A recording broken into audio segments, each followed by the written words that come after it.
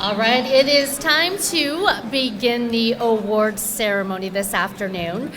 First, for those who don't know, I'd like to talk a little bit about the mission for the Immigrant Entrepreneur Summit.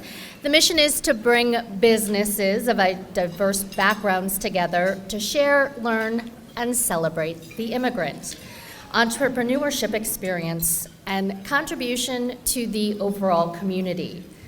The goals of the summit: to exhibit the success stories of immigrant entrepreneurs. It strives to create understanding among different ethnic groups. Business growth tips are shared among immigrant business owners, and the keys to success are given through working with immigrant populations in a creative, competitive, and supportive environment. There are a lot of people with us this afternoon, and I'd like to acknowledge some of the dignitaries, the special guests joining us. From the Dallas County Board of Supervisors, Mark Hansen. From Polk County Board of Supervisors, Robert Brownell. And San Juan from the director, who is the director of the Iowa Department of Human Rights. As many of you know, this past week, Iowa has been saying goodbye to the former Chief Justice, Mark Cady, who dedicated his entire career to serving Iowa. So we'd like to just take a moment of silence to recognize his contribution to our state.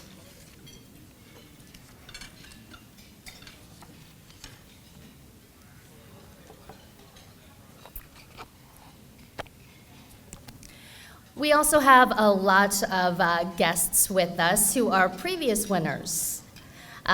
This goes all the way back to 2008, Abi Talek, Ramos Media Venture, Inc., and Richard Patterson, as well as Inbo and Wanhee Jung.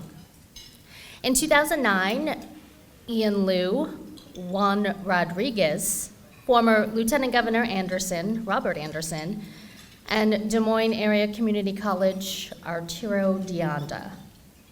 In 2010, we recognized Armando Aguilar and Monica Jaime, Dr. Judy Conlin from KB African Store, Saley Sulin, and Zan Nung.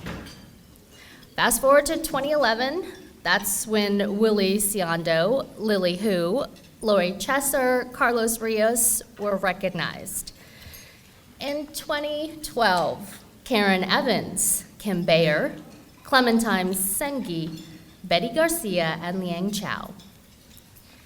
In 2013, Tez Juan from Comercial Zadora del Midwest, Dr. Chiratan Ghosh from the Iowa Center on Health Disparities, and the Iowa Center for Immigrant Leadership and Integration. 5 years ago, in 2014, Dr. Carlos Salacarn Schroeder from Advanced Renewable Technology International, Inc., Chad Simmons, Dimitri Papajou. In 2015, Sylvia Chilimo from North Construction and Guadalajara Restaurant, Iowa City Area Development Group and Iowa City Downtown District, and Suku Radia. In 2016, Dr. Liang Chiwi, Ghazali's and Open Sesame, Sal Alonzis, and Olga Sparks were honored.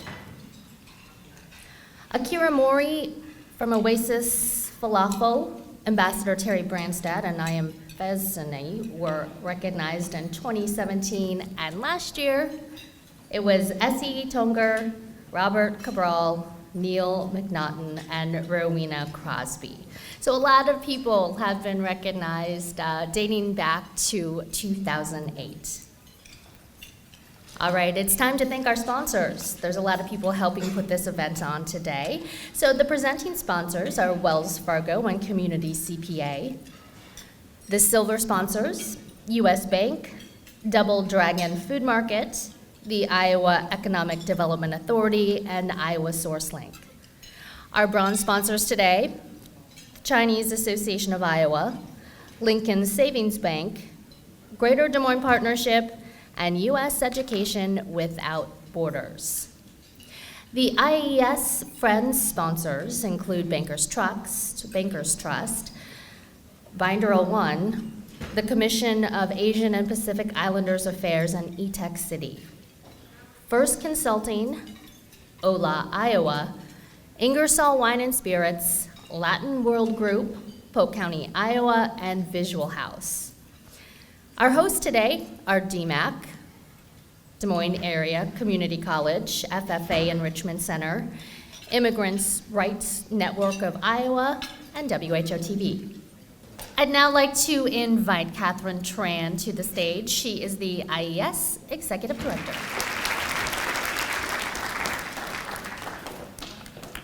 Hello, everyone. Thank you for attending the 12th National IES Summit. My name is Catherine, and I am delighted for this opportunity to be part of the Immigrant Entrepreneur Summit history. The last 2 weeks since I've been on board has been a whirlwind, to say the least. I can't express enough my gratitude for the outstanding IES board, planning team, and volunteers who have spent so many hours supporting this event and making it happen. So I'm very grateful to be part of this team. I've worked in nonprofit my entire professional career, and those of you who have worked in nonprofit or have served on nonprofit boards or have volunteered your time for an organization know it's because you feel deeply for a cause and you want to see change happen and see our communities thrive. But those of us in the nonprofit space also know that transformative programs and moments are truly rare. Oftentimes progress is slow and incremental. What I love about the Immigrant Entrepreneur Summit is that it truly seeks to be a space where transformation and clarity happens for immigrants and ethnic minorities. It does this with an awareness that we bring to the table our cultural identities and practices, unique languages, and connections to the community. We have strengths that are often overlooked, but not by those who believe in the mission and goals of the Immigrant Entrepreneur Summit.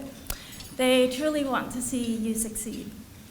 I'm excited and amazed at the growth of the Immigrant Entrepreneur Summit from a small event and now in its 12th year to include multiple workshops with different tracks and has helped so many new businesses come to be.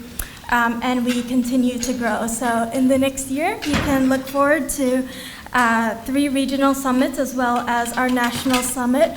The regional summits will be in Illinois, Minneapolis, and Nebraska, and we'll also be planning mini summits. So I encourage you all to keep following us and participate with us. Entrepreneurship is one way that people can accumulate wealth, but beyond that, and I think just as important for many immigrant entrepreneurs, it's an expression of autonomy, a redefinition and protest against stereotypes, and a hope for a better future for our families. For people like my parents who came to the US as refugees, being part of an immigrant-owned business made it possible for them to give me, and now also my son, more possibilities than that they had. So I hope this event opens up for you many possibilities. May you find this time to be energizing, educational, and connecting. Thank you again for coming. Thank you, Catherine. Thank you for the invite to come and be with you today. First of all, welcome to Iowa, right? Welcome to Iowa. Welcome to the greater Des Moines area. We are so thrilled to have all of you here today. I sat down in front of the podium, and I'll leave it around till the end of the day, but I brought with me what was called a new map of Iowa. But it's dated 1845. 1845. Now, you think about that. There are a lot of things on there which is really interesting. Anything west of the Missouri River was called Indian Territory on this map. In the Des Moines area, it's the Sac and the Fox Indians that are listed on the map, but the Potawatomi Nation is on there, and the Sioux Nation and the Iowa and the Winnebagos are all on this map. And I don't know, next year's 2020, right? Just go backwards in time. That's 175 years ago. But yet, many of you that are out here come from countries and societies that are centuries, thousands of years old. Our history is not that deep, it's not that long. Everything that's happened in this state is because of immigrants, is because others came to this country and devoted their time and their energies and their efforts to help create their businesses and their societies. So, I'm not Governor Kim Reynolds, and I was trying to figure out why they asked me to even come. I thought, well, maybe it's because I'm involved with the Greater Dallas County Development Alliance. We welcome and try to work with businesses that might want to come to Dallas County, just as my friend Bob Brownell with Polk County. We want businesses to come to our areas and bring economic impact and work with our society, and we learn from each other. And Dallas County, we have these censuses that are done every year. Our 2000 census had us at 40,000 people. Today, our census, if it was completed in 2020, would have us certainly over 90,000 people. It might have us to close to 100,000. I don't know what the number is going to be, but we've added 45,000 new people in the last 20 years. And I don't know how many of those people are from other societies or other countries or new to Iowa, but we have had some growth, and we have to make sure that all of the government activities anyway, whether it's the elections or the registering of vehicles or registrations for real estate, all take place. But I don't think that's why I was invited here, to talk about Dallas County and that we welcome business investment. Before I ever got elected, I did work with the Iowa Association of Business and Industry. And that was an interesting group, and I got to actually, if you follow Iowa history, 1803 was the Louisiana Purchase. And that's where this territory and many other states were carved out of that purchase. But in 1903 was the Louisiana Purchase Exposition. And a group of individuals brought the best of the state of Iowa to their World's Fair in St. Louis, otherwise known as the Louisiana Purchase Exposition. And one of those groups was the Iowa Manufacturers Association. So I happened to be, 2003, working for them. So the 100th anniversary of the manufacturers in Iowa, and ultimately started recognizing 100-year-old businesses in the state of Iowa. So yes, there are quite a few 100-year-old businesses in the state of Iowa. And I'll tell you just a couple of stories on that. There was a guy named John Deere. John Deere was a farmer, in essence, an inventor from Illinois. And he developed a plow. I mean, there were hundreds of plow manufacturers. Those plow manufacturers were all over the place, but John Deere had what was called a self-scouring plow. As it went through the earth, it would clean itself. So his plow was better than the average plow, right? But it wasn't until 1918 that this implement company, John Deere, and they were into other things by then. They were into threshing equipment and wagons and buggies, and I don't know if I'd want to be in the buggy industry today or the buggy whip industry today or any of those things that are gone now, but he met the folks that were running the Waterloo Gas and Engine Company, the technology of the Fralix that found its way in Waterloo. And when they were able to marry the tractor technology with the self-scouring plow, obviously Iowa changed. We changed a lot. We're not a prairie state. We're not an Indian state any longer. We became one of the greatest, if not certainly the center of world agribusiness because of this rich soil that offered so much opportunity to lots and lots of people. There's another farmer, if you would, an inventor. His name was Frederick Maytag, Newton, Iowa. You know, it's hard to grow stuff in the winter here in Iowa, but, you know, he was kind of an inventive guy and worked and tinkered around in his garage, and he came up with this idea of a washing machine. And electricity was starting to come about, and how do you power these washing machines? It was hard to wash laundry. It still is hard to wash. It's hard for me to go put laundry in a laundry machine, but anyway, just an inventor, a tinkerer, somebody that had an idea and it grew. And then you take it a step further. You know, there was that guy that, you know, Rockwell Collins. There was this new industry in the 30s, and it was like radio. Have you ever heard of radio, AM radio? All of a sudden, Rockwell Collins is what it is today because of an inventor, someone with an idea. And then I started thinking, well, maybe I got invited because of my ethnic background. Oh, thank you. My dad was 100% Norwegian, and my mother was mostly English and Scottish, but, you know, my great-grandparents broke ground and came to this country, so I know I'm a third generation, or maybe a fourth generation. I don't even know what the right number is, but going back to my map, we all came from somewhere. We all have something to give. We all have something to bring. We can all work towards a better society and a better Iowa, and that's why we're so glad that you're here.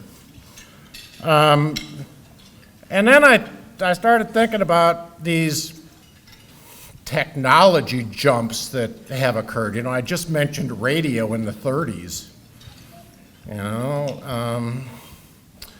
I think it was the early 90s, they started to get email and internet, and you had some of these other guys that were, I don't know, Steve Jobs, have you heard of him? He was working out of a garage, and, you know, Apple became part of his invention, or that guy Bill Gates that had Windows, and all of a sudden Microsoft becomes what it is. All of these things started as little seeds, little beginnings. And there's so much in what all of you do when you are an entrepreneur and you take that risk.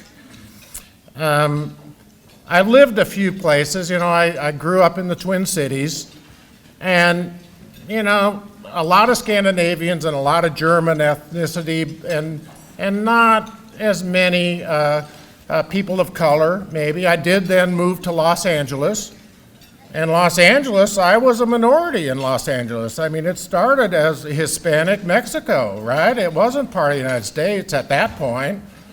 And to meet many generations of native Californians that are Hispanic was an opportunity. And so maybe it's 40% Hispanic and 20% Asian maybe, and 30% Caucasian. I don't know exactly the breakout, but that was probably more of a beginning for me of realizing and understanding the network and the fabric of different cultures and folks that have perspectives that need to be heard and need to be understood.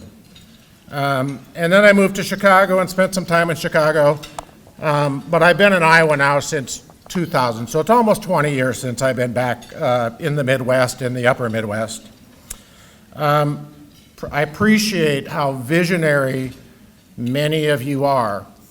You take your ideas, you develop your companies, you work to grow them, and any person who wants to start that new business and take that risk of money and time to start and run and grow things. You know, you've learned to do things differently. you've applied that required knowledge, and you celebrate failures.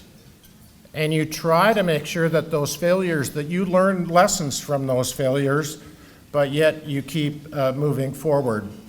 One thing that, the other thing I thought I should mention, that part of the reason I'm probably here is because my friend Swallow Jan said, "Hey, Mark, what are you doing on Saturday?" I said, "I don't know, you got any ideas?" And so now I'm here talking to all of you. So it's kind of crazy how that happened, but I was back in a book, going back in time. There's a gentleman named Edwin Conger, and he was the minister or ambassador to China in 1898 to 1905. And he's from Dallas County. He was living in Dexter, and he was a state treasurer in Iowa, and a county treasurer, and a U.S. representative before he got into the Foreign Service. And his wife wrote a book about her experiences in early China. And the one passage that really struck with me, and it really wasn't about immigrants necessarily, but I think it applies. It was more about the Chinese people. But I've used that phrase now, and I'll close with this, is that immigrants have a stored power, born of patience and nurtured by steadfastness, empowering and enjoying and the love for that native land. And this power will show itself and conquer. So all of you have that strength of your upbringing, of your culture, of your background, and how you've led your life. Share those gifts with others. Move forward.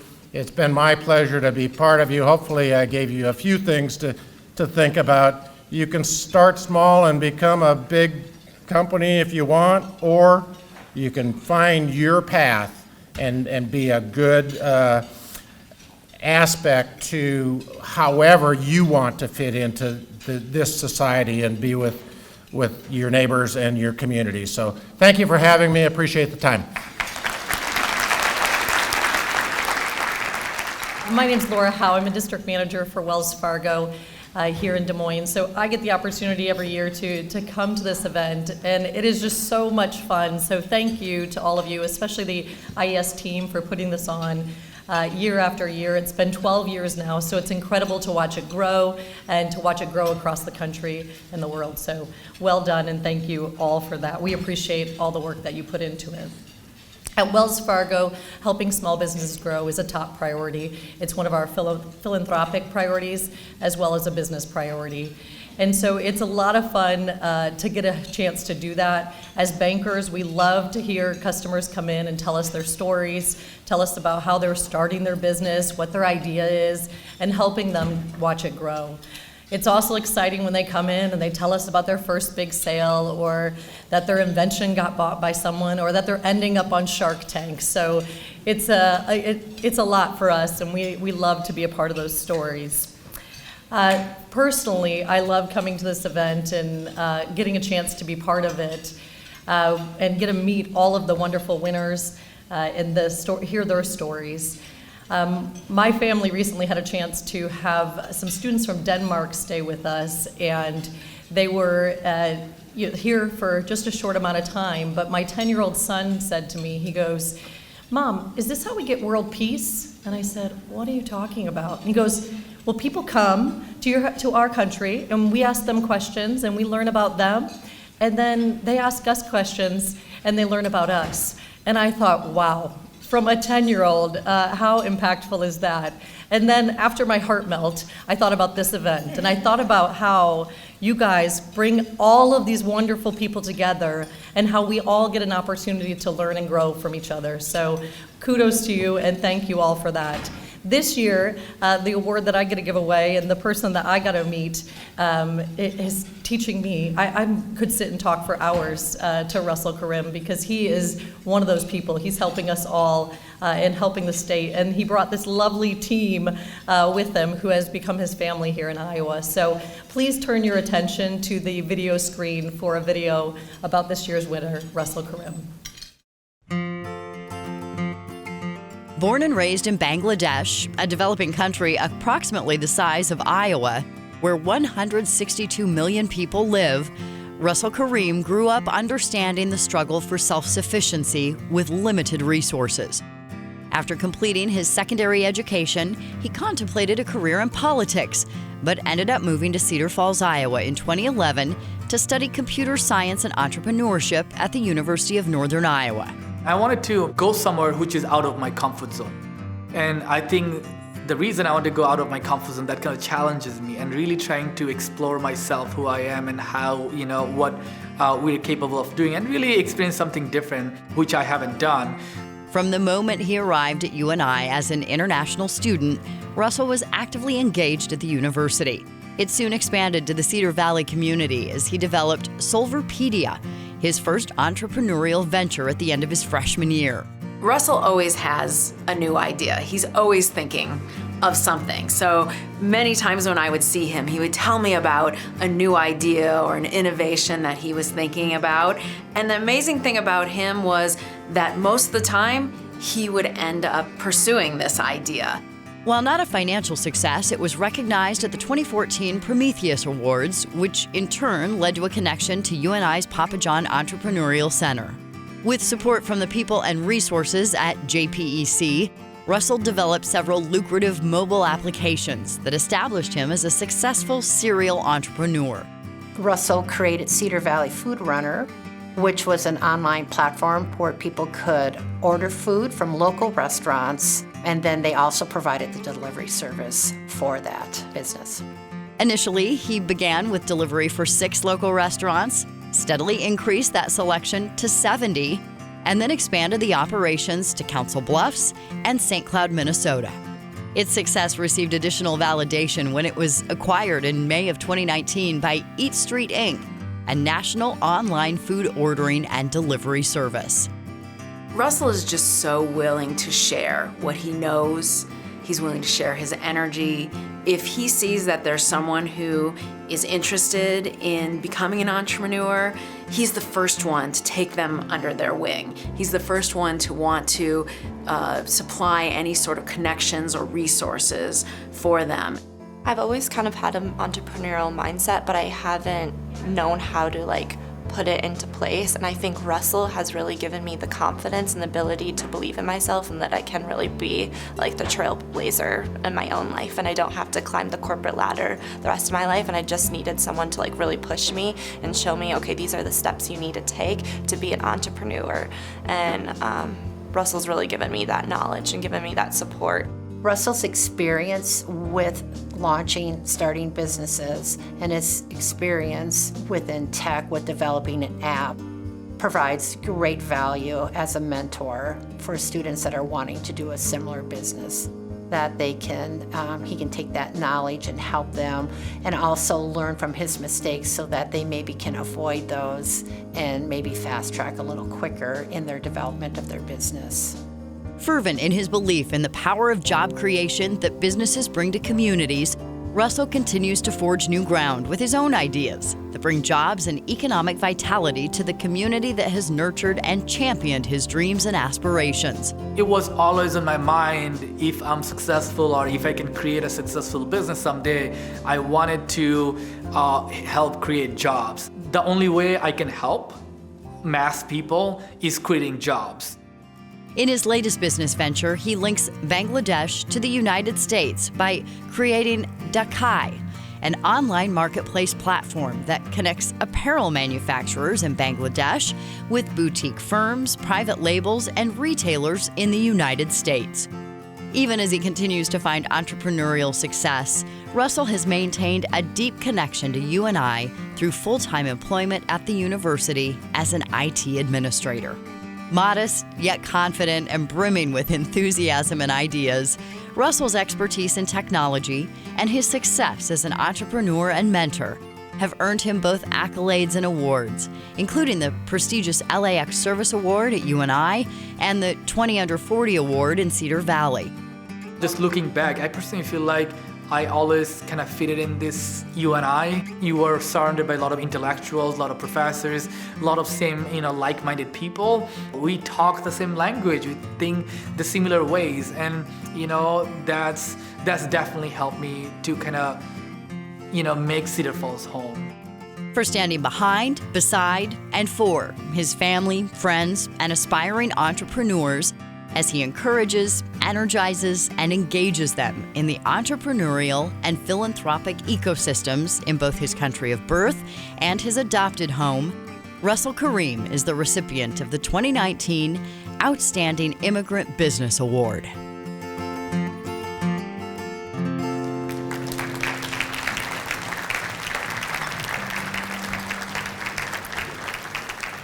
I'm extremely honored and humbled by this recognition. First of all, I would like to thank IES for organizing this amazing event. Special thanks to Youngsa, Dan, San, Catherine, and all the organizing committee for putting together this platform for us. I would like to thank UNI, University of Northern Iowa, the John Papa John Entrepreneurial Center for nominating and supporting me. This has been an amazing journey. So I think the seed of my American dream that was planted on me long before even I came to US. My dad always wanted to come to US for a better future. So I personally think the American dream is a global ideology, that it doesn't matter where we came from, it doesn't matter how I look like, if I work hard, if I dream big, and if I'm being consistent, I can achieve anything. And that's exactly why I always dream big. So I came to Iowa about 9 years ago. The friendliness, the kindness, the authenticity of the community really helped me to make this community my home. And I'm extremely grateful to my family, some of them here, my mentors, University of Northern Iowa, and the community in Cedar Valley and also the community in the state for providing the resources for me to flourish within the community. I wanted to thank also the Governor Reynolds and the leadership and all the leadership in the state for really creating this ecosystem, really providing and really supporting these immigrant entrepreneurs in the state, and also making resources available for startups like us.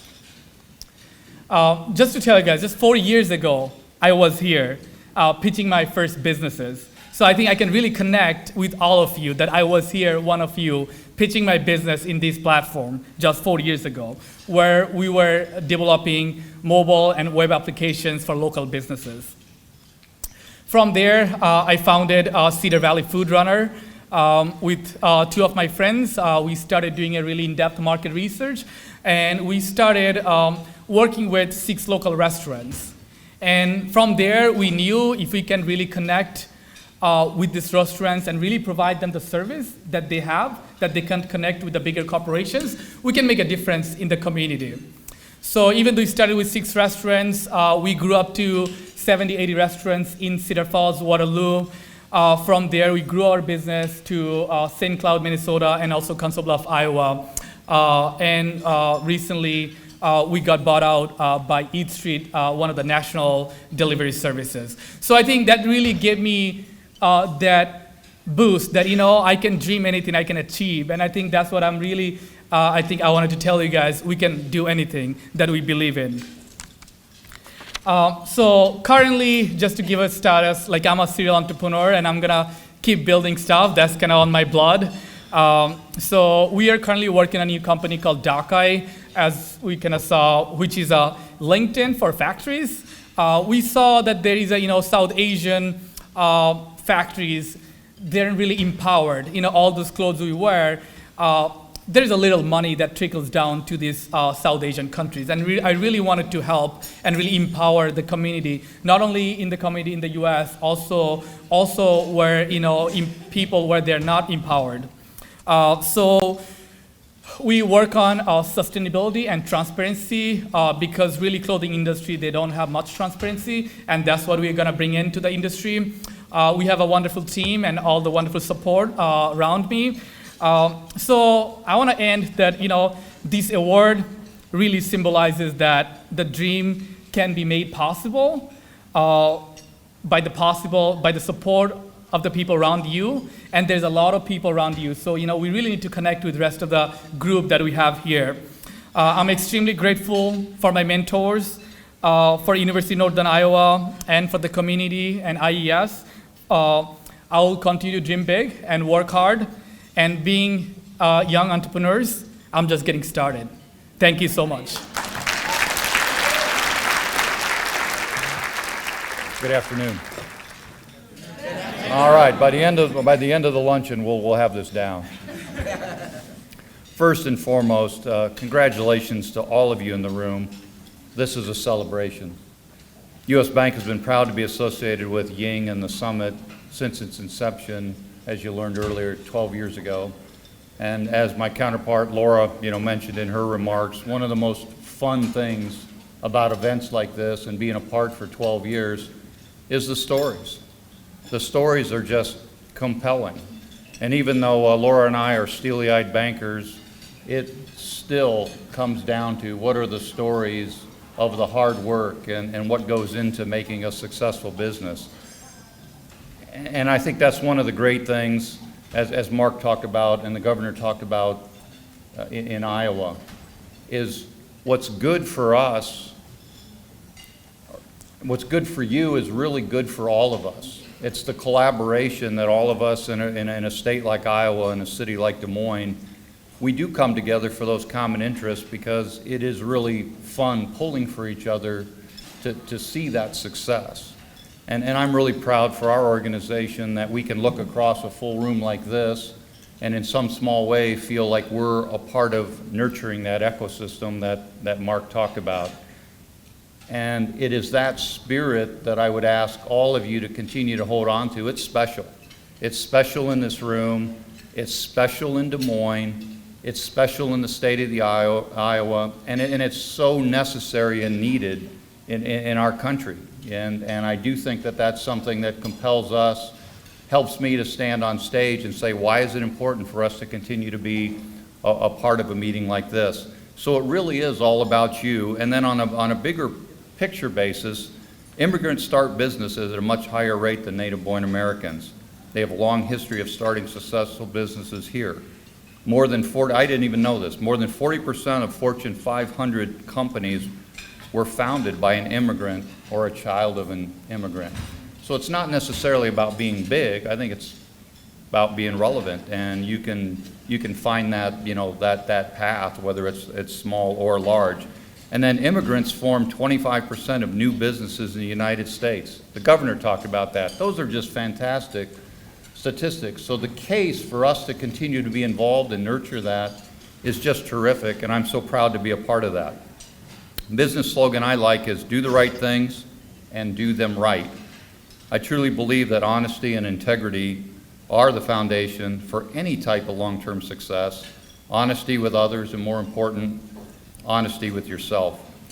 Thank you for letting me and U.S. Bank share in this celebration again this year, and to formally introduce the Leadership Award recipient, Penny Ferguson. I direct you to the videos to hear her great story. Penny Ferguson was born in colonial India, where she credits her parents for the rich upbringing that has shaped her perspective on every aspect of her life. They taught her to embrace her Indian heritage, but also to value Western culture. At the same time, they cultivated her intellectual curiosity for science, as well as a deep appreciation for arts and culture.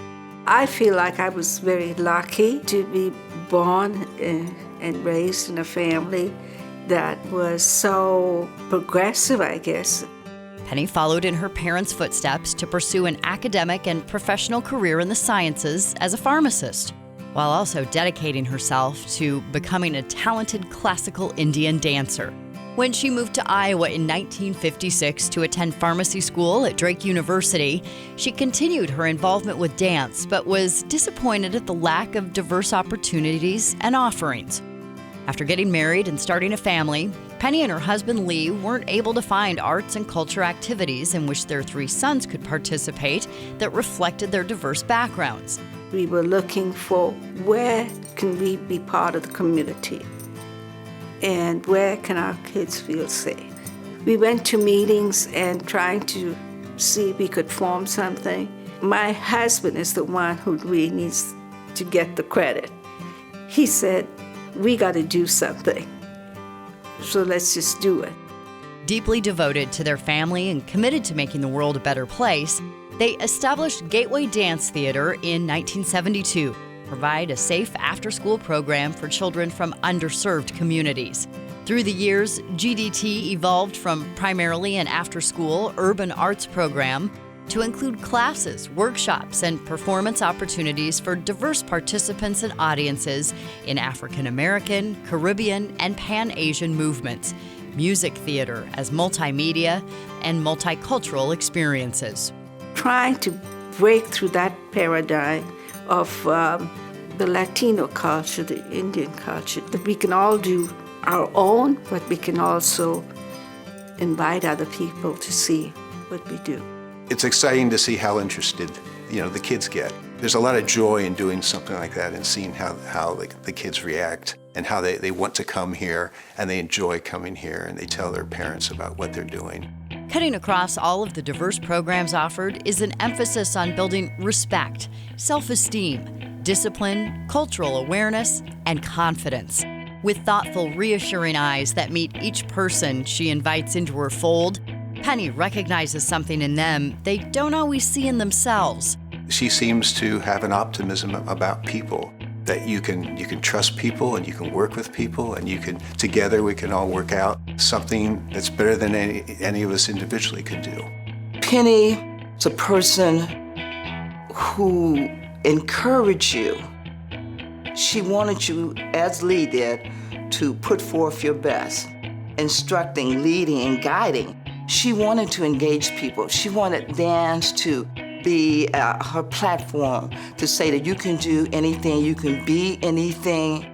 While she credits serendipity with much of the opportunities she's been given and is fortunate to bring to Central Iowa and beyond, it is her clear vision, artistic talent, affable demeanor, and boundless optimism that has drawn the many diverse participants and world-class artists to collaborate with Gateway Dance Theater in the eclectic classes, workshops, and performances that have enriched everyone involved. When Lee passed away in 1998, Penny soldiered on with grace, strength, and calm. 2 decades after his passing, Lee lives on inside her every gesture and word, bolstering and guiding her decisions and actions. Now in her 80s, Penny has been a force for change and progress in the performing arts for more than 45 years. But as much as she loves the arts, Penny believes that GDT's mission, lifted to its highest purpose, is to create an environment where people from all walks of life are valued and celebrated. Being a part of Gateway Dance was one of the milestones in my life where it motivated me to get involved more in the community. Dance created a vehicle to engage, motivate, to stimulate, and to collaborate. A gentle soul of firm resolve, she continues to charge toward that divine destination while living GDT's slogan of moving to the rhythms of the world. A sage with a heart hung on hope, Penny has created an oasis where people of all ages, in all stages and station in life, come together for authentic connections that celebrate their uniqueness and create synergy. You don't do anything alone. I might be the face, but it doesn't happen if you don't have people who are participating. My life is full because I'm just so lucky. So many wonderful people who have so much to offer. For giving us a template for a better world and demonstrating the power and potential of the arts as a vehicle for making meaningful connections that transcend language, culture, ethnicity, and age, Penny Ferguson is the recipient of the 2019 Immigrant Entrepreneurial Leadership Award.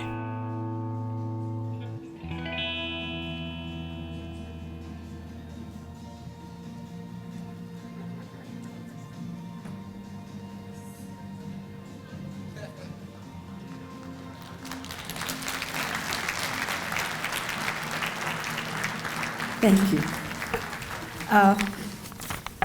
All of you here, what a wonderful to see the sea of faces here and to see how Yingsa has grown with the IES.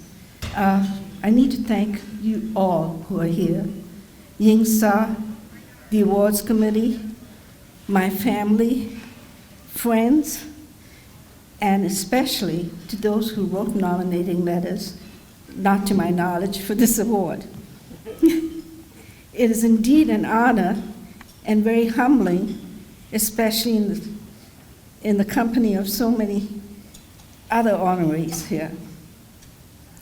I share this award with my late husband, Lee, who still is around with me, who co-founded and was the force behind Gateway Dance Theater.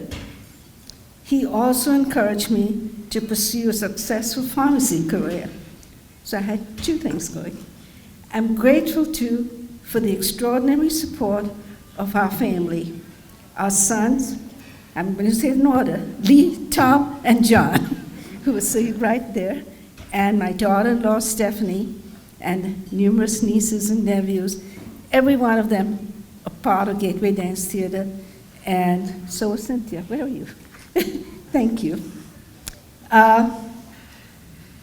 We started out to establish a multifaceted, multi-generational urban community arts program inspired by the Dance Theater of Harlem, Alvin Ailey American Dance Theater, and the Kalakshetra Dance Academy in Chennai, India, which I hoped to go, but I went about 40 years later.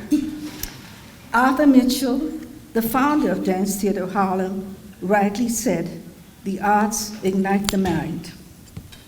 And an African proverb takes that sentiment a step further in observing, which we did for sure. If you want to go fast, go alone. If you want to go farther, go together. So, as was said in the video, I really feel my life's journey has been serendipity, if I can pronounce it right. It's been full of opportunities and luck that just happened to be at the right place at the right time. And I have to thank all the people who helped me get there, us get there. We were founded, GDT was founded in 1972, a program based on the philosophy that training in the arts is essential to a well-rounded education, healthy living, and social development. Our mission is to use the arts to engage, communicate, educate, and collaborate with diverse communities to enrich lives. Our vision is to advance a diverse arts movement for all ages, to broaden arts outreach, to increase cultural sensitivity, and to champion social justice. Our focus continues to be on bringing arts access to the marginal, underserved, and those rendered invisible in the community. As I said, I was born lucky, and many opportunities came my way. My late husband, Lee, and I came from pioneering families, I believe. They were pioneering.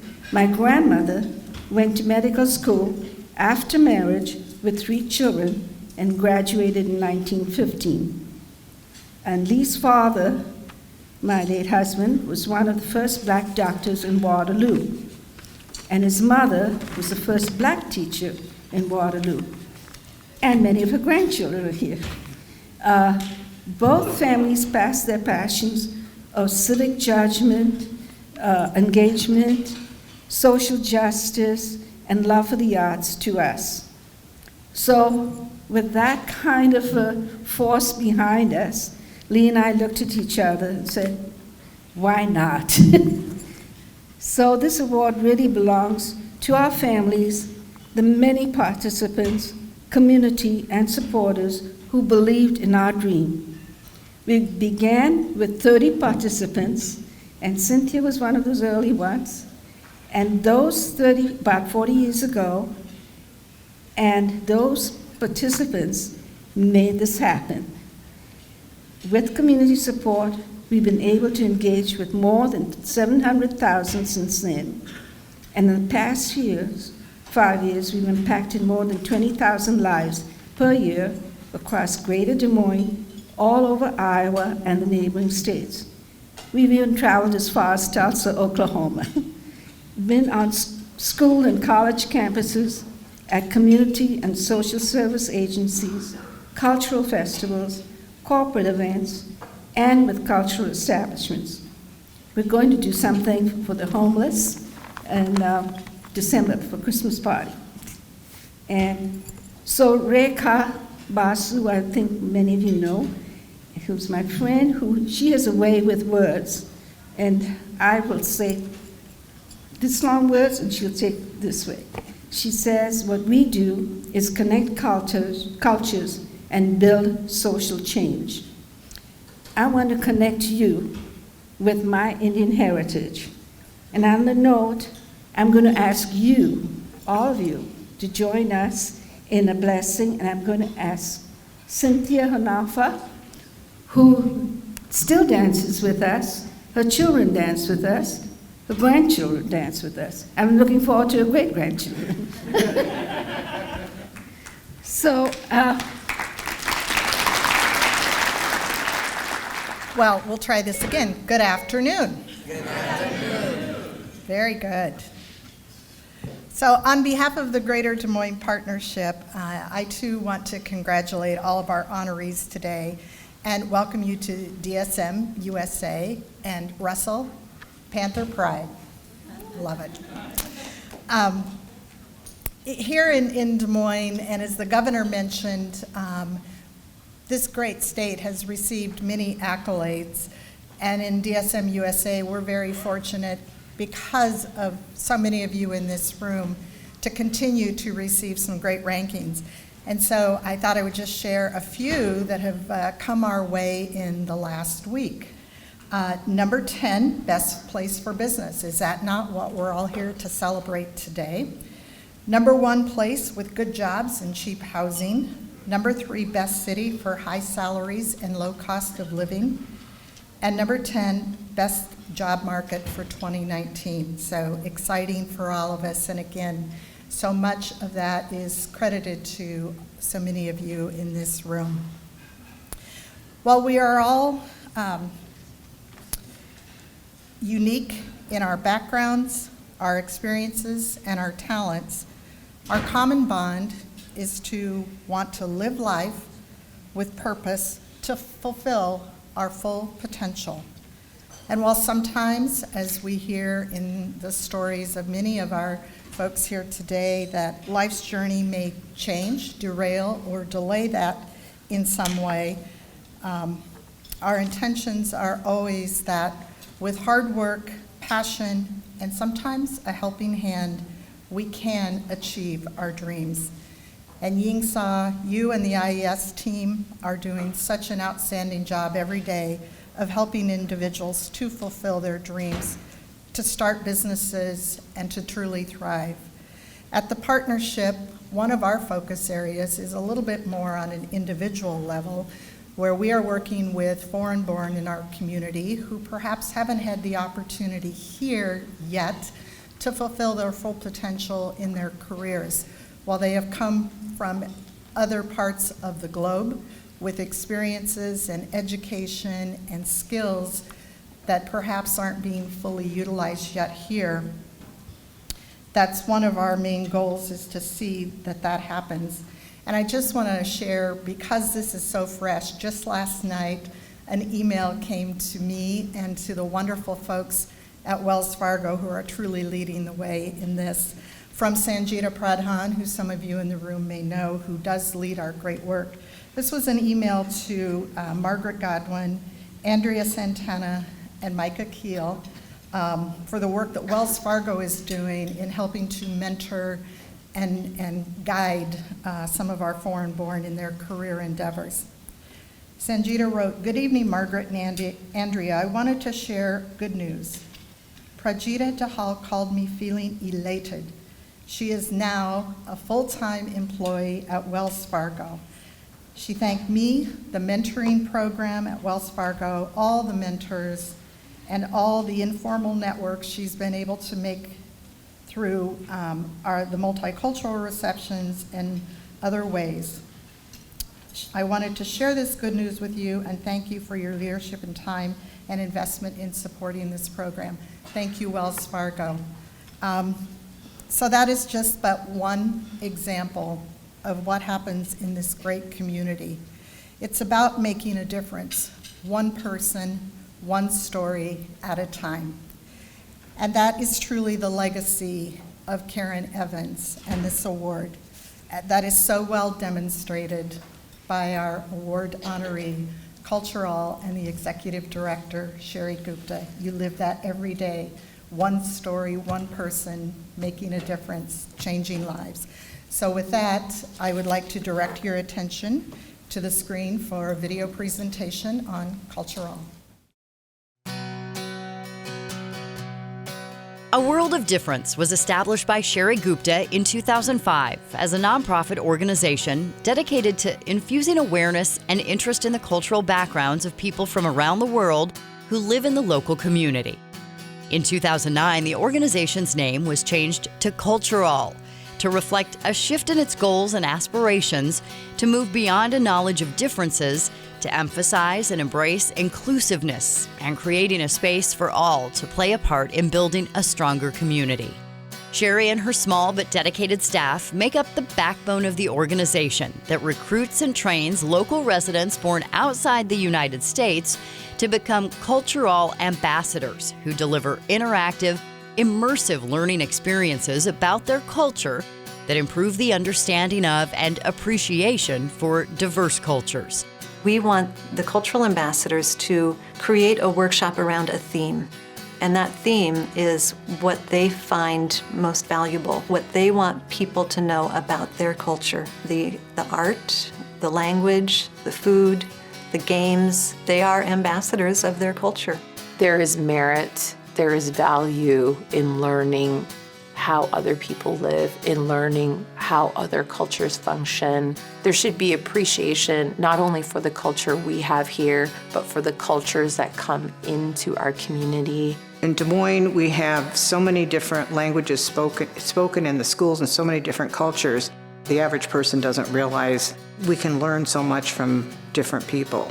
Fueled by the stories and passions of its ambassadors, Cultural programs, which began in Central Iowa elementary schools, have been expanded to include educational programs in all levels of education, as well as in the community and business sectors. Cultural activities have also expanded beyond workshops to projects that engage older students more personally and deeply, as well as events that forge connections for participants in different settings through food, personal stories, and music. We knew that we needed to create an opportunity for people in the community to come together, to learn about each other, and to explore culture in a fun way. So we created a program that is, in essence, the workshops that we do in the classroom, but for adult audiences where we can serve food and we can engage people in the music and the dance and other aspects of the culture. When we started out, we thought we would just have a few events in different people's homes. People that come really want to learn about the foods, the customs, the countries that these restaurant owners are from, or the people that host the events are from, and it's quite enlightening. Today, more than 100 immigrants and refugees in the community who represent more than 60 world cultures engage and immerse Iowans in programs that expose them to the rich cultural heritage and traditions of the increasingly diverse populations in Iowa. These cultural ambassadors often share their experiences to help community members understand their resiliency and fortitude in facing challenges and also the value that they add to their communities. The cultural ambassadors are the core of the program, and our staff really serves as a coordinator, a hub, a marketing agency for them. In 2015, both the Iowa House of Representatives and the City of Des Moines issued official proclamations recognizing Cultural's decade of service and commitment to making Central Iowa a more inclusive, globally minded community in which to live, work, and thrive. What Cultural provides, first and foremost, is awareness. There's a lot of people who are out there who do want to learn about different cultures. Next to traveling to those countries, they don't know how to do that on a smaller scale. And I think it provides that awareness to the community where you can go and learn and engage with other people and learn about that culture. For providing a platform that invites immigrants and refugees from diverse cultural backgrounds into classrooms, businesses, and the community to deliver authentic learning experiences that spark curiosity, shift perspectives, and foster welcoming and inclusive communities. Cultural is the recipient of the 2019 Karen Evans Immigrant Champion Award.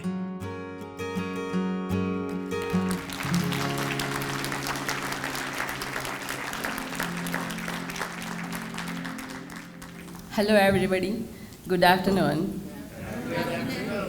My name is Sonal Mistry and I am one of the Indian Culture Ambassador in Cultural. So since 11 years I'm here with the Cultural and doing so many different workshops like henna as a body art and sand art, folk dance and cooking, baking and eating samosas with kids and very colorful festival, Holi, plus so many different other art workshops that I do with all Des Moines metro area.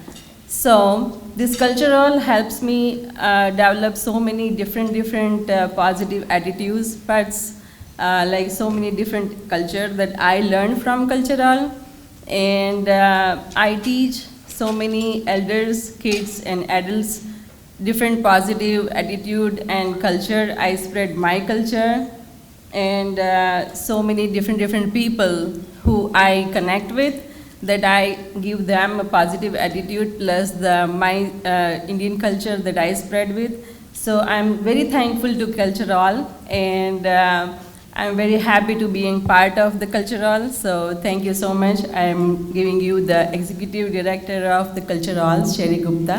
Thank you so much. Namaste.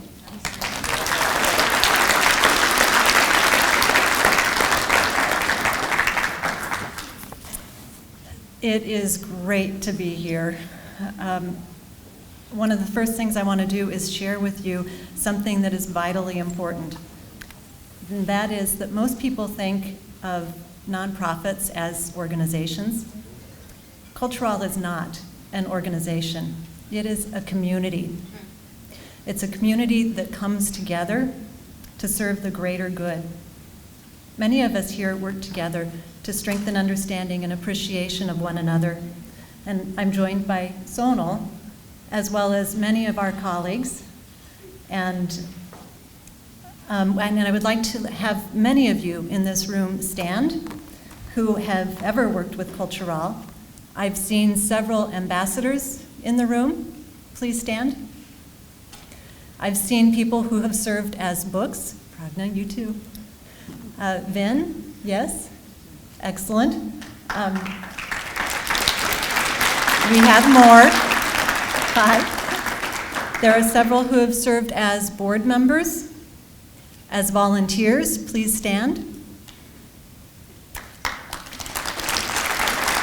We have several who have, or anybody who has danced, played your music, or presented your art to serve your culture in order to advance understanding of one another. Please stand.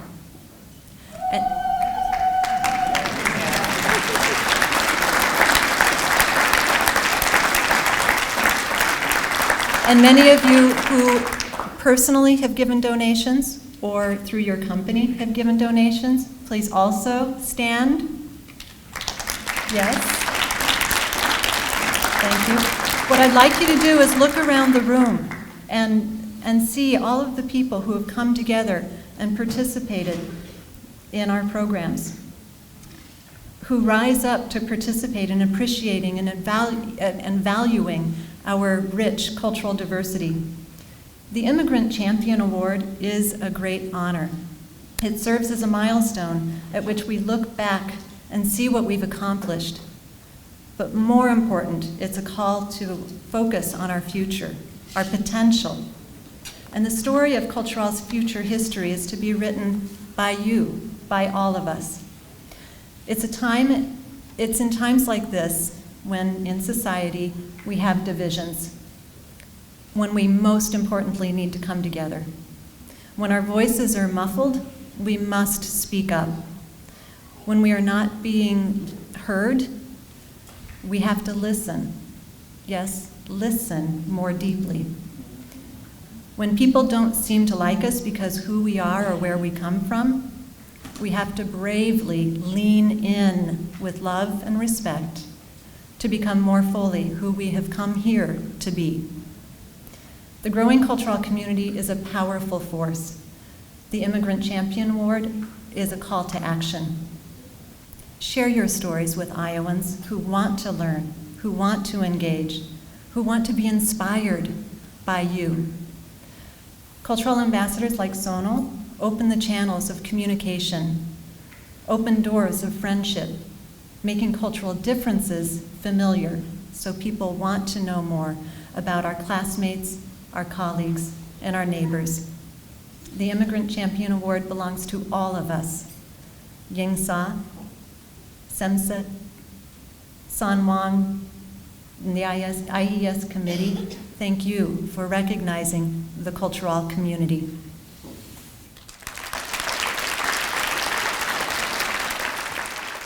Well, we'll get started. Bonjour, mes amis. Comment allez-vous aujourd'hui? You're thinking, why is this guy speaking French?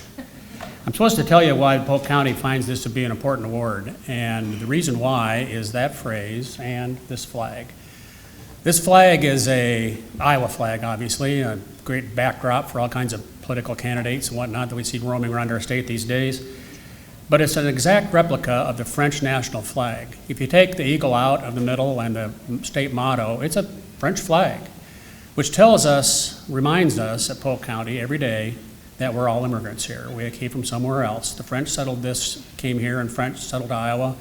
The word Des Moines is actually a French word. We know that you're a hick when you say Des Moines. We think to ourselves, well, we say in our Iowa nice way, no, the S's are silent, but we think, the S's are silent, you idiot. It's a French word.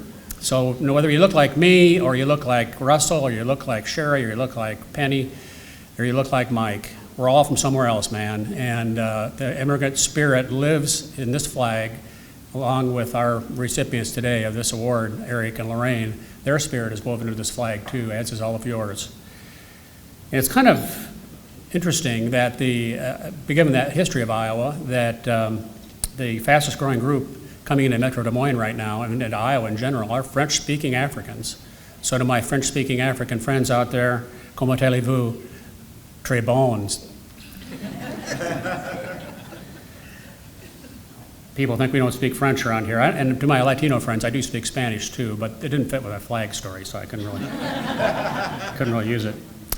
But why are these French-speaking Africans coming here? Many people wonder that. And why would you come to, in our inferiority complex that we have here in Iowa, we always think, why would you come to Des Moines? Why would you come to Iowa? Well, the reason why is because we're a welcoming place. And we want to be a more welcoming place. We want to be welcoming to all our immigrants. We don't address our immigrants anymore as immigrants. We call them new Iowans because you are and they are our future. There are people that aren't in this room yet that we want to welcome to this place, and we want them to grow and grow with us and be woven into our fabric of our flag, just like all of you have been. The award today goes to people that have maintained their immigrant spirit. And so I want to direct your attention to the video right now that talks about our award winners, Eric and Lorraine Rokanitsky. Lorraine and Eric Rokanitsky met in high school in Poland, but they would live many miles and oceans apart for several years, as Eric was drafted into the military after high school, while Lorraine's family moved to the United States. That was kind of love on the first sight, let's put that way. After she left the United States, I was writing letters to her and became a correspondent, and we kind of feel a little bit lonely that time, let's put that way, and we looking forward to just get together. After arriving in Des Moines, Iowa in 1966 with little money and very few material possessions, Lorraine and her family lived a modest life. Lorraine attended North High School, where the unfamiliar culture and language made life more challenging, but she was determined to adjust and excel. Somehow I had to increase my speed in learning the English. And so I took a Webster's dictionary from A to Z and went page by page, word by word, tried to memorize those words. And then the more I would hear the word that I learned in dictionary, the more this word stick with me. While life wasn't easy, Eric and Lorraine were grateful for their new life and the possibilities that existed here. Eric's first job was in tool and die, but he later worked in the printing industry for 10 years before he and Lorraine started Bindery One. I was looking for a job like mechanical stuff like that, and I got a job in the printing industry. I thought I was going banana. Those machines run so fast, papers moving so fast, was unbelievable. I really liked that industry because it's clean, no grease, just working with nice paper, and I love that. I think the biggest thing that I learned from my parents is dedication and not to give up. So, with the hard work that they did to get the jobs done, they did whatever it could to get it done. If it stayed all night long to achieve that, then that's what they did. They really didn't ask for a lot of handouts or hand-me's or anything like that. They always stuck on their own, and they actually depended on each other. And that's how they achieved where they're at today. With hard work and relentless focus on customer satisfaction, Bindery One grew steadily to become a premier one-stop shop for printing services. Lorraine and Eric leaned on each other as they navigated every important milestone of their lives. A shared dream of a loving family, successful business, and thriving community fortified their bond and fueled their resolve to weather uncertainty and grueling hours in pursuit of that dream. My dad, he's all heart and soul. He's the one that started this company, so he will try to push people who he sees that has the potential. Because I was always content with just doing whatever. You say, give me this one job, I'm gonna do that one job. You give me this, I'm gonna do this. I never really pushed myself. And so Eric seen that I can do different things, and he wanted to see how far I can go. And today I'm a male supervisor, and I've got people under me. I'm responsible for different things, and getting the work out, getting the people set for different jobs, and all the time different things like that. So it worked. They're also generous about sharing their success and providence with the community. Through Bindery One, they sponsor numerous nonprofit organizations and events, including the annual Fuse Des Moines Golf Tournament, JAPA, the Food Bank of Iowa, and Metro Arts Alliance. After moving to an acreage in St. Charles, Eric and Lorraine spent time and resources to create a space for outdoor events. It's eventually become the home of the annual Hinterland Festival. We had the room, we had the space. We want to utilize that land for something that is good for community. It's good for St. Charles. Kind of open eyes for St. Charles. Put St. Charles on a map, because people coming from all over the United States to St. Charles, that's where they grow the corn and soybeans. So we made something different. And we're trying to improve and make it better yet. They've created a space that's brought economic and cultural vitality to their idyllic rural community of 400 families, as it became the destination for more than 20,000 music lovers from all over the country and at least 9 other countries in 2019. I see myself, I was immigrant, somebody gave me change. And I like to see people have a change too. Because some people really, when they don't speak in English, I don't speak English that well too yet, let's put that way. People even don't speak in English, they want to progress, they want to do things up. Really good people. I enjoy working with different kind of people. For a legacy of hard work, humility, and generosity that will leave an indelible mark on their children, grandchildren, employees, and community, Eric and Lorraine Rocketnicki are the recipients of the 2019 Immigrant Spirit Award.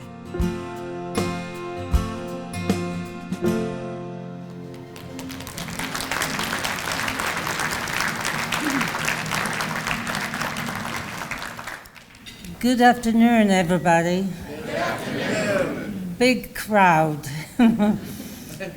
It is a very special honor to receive the Spirit Award, one that Eric and I could not have imagined 50 years ago.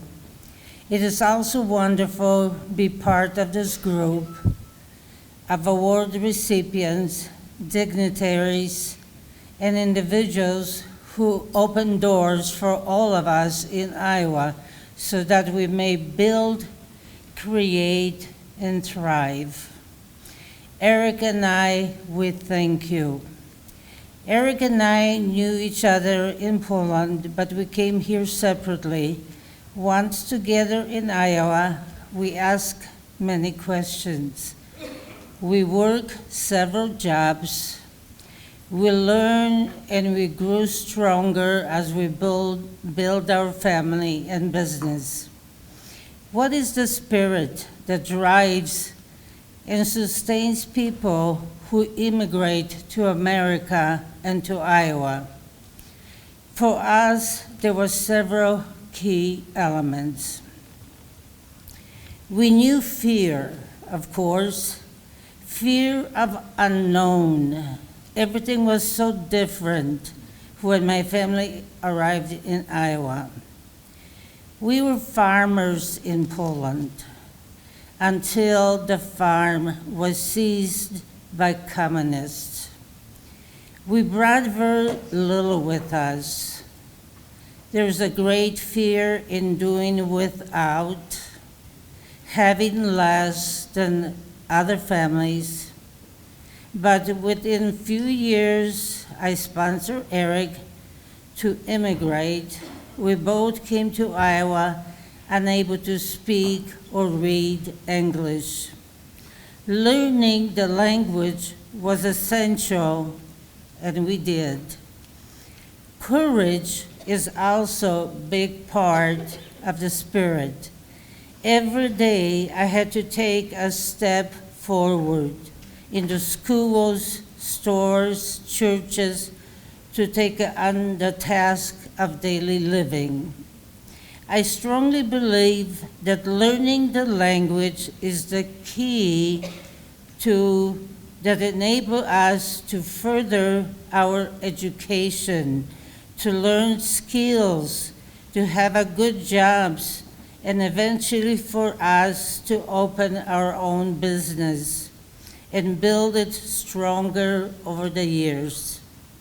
Beyond the practical things, it is necessary to dream, to have a vision of what you want to do and who you want it to be. Dream big and never stop. And finally, sharing is one of the biggest factors in the successful immigrant experience. In our early years, we were blessed by the support and friendship of so many Iowans, neighbors, fellow church members, fellow employees. Others reached us or to us and shared by offer rides. They answered our questions and provided stability in our lives. Now we are fortunate to be able to share with others. Eric and I have sponsored a number of people who wanted to come into the country. We continue to do that. Our Bindery One business employs a rich and diverse group of people from many cultures. They're hard at work every day. You can overhear conversations in several languages. We have worked to create venues like the Hinterlands, music festival where everyday people can bring families and find music and food. It is sharing in whatever role we fulfill that we demonstrate the true value and spirit of immigrants in our community, our state, and our country. God bless this country. God bless United States of America. As we've been blessed, thank you.